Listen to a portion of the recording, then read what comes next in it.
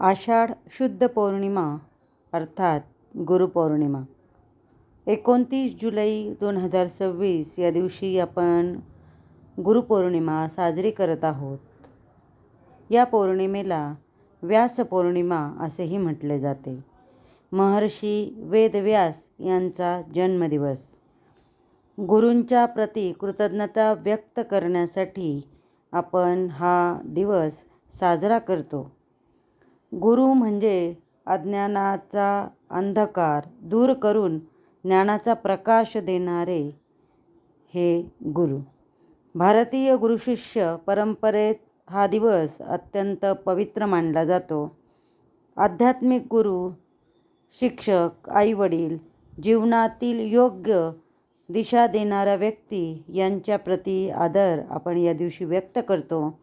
अनेक ठिकाणी गुरुपूजन, व्यासपूजा, सत्संग, जप, ध्यान आणि दान या दिवशी केले जाते.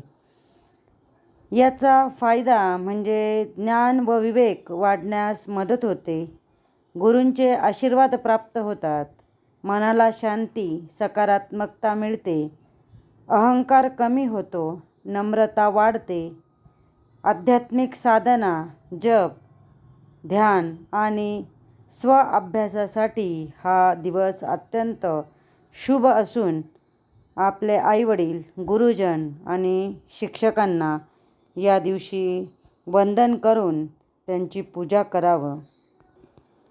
या दिवशी जर श्रद्धेने आपण काही उपाय केले तर निश्चितच आपल्याला फळ त्याचे खूप चांगले मिळणार आहे.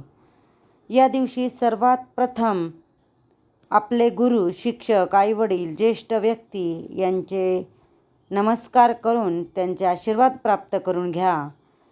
तसेच भगवान दत्तात्रय किंवा महर्षी वेदव्यास यांची पूजा या दिवशी करायची आहे. फळे फुले अर्पण करायचे आहे.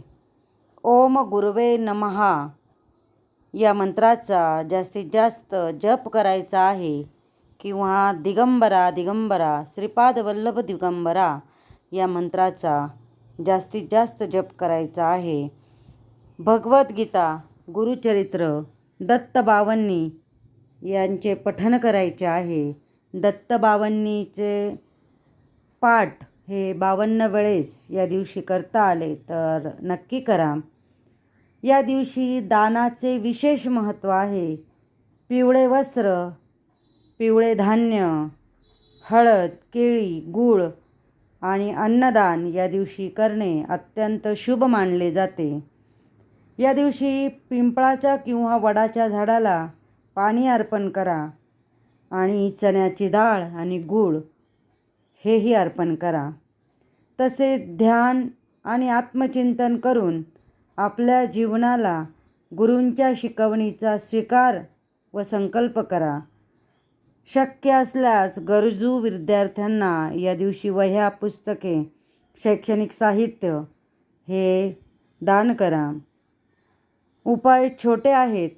गुरूंच्या प्रती कृतज्ञता व्यक्त करण्याचा अत्यंत सुंदर असा हा दिवस असून त्याचा फायदा करून घ्या. डॉक्टर नेहा जोशी, दत्त अनघा वास्तू रिसर्च सेंटर, नाशिक.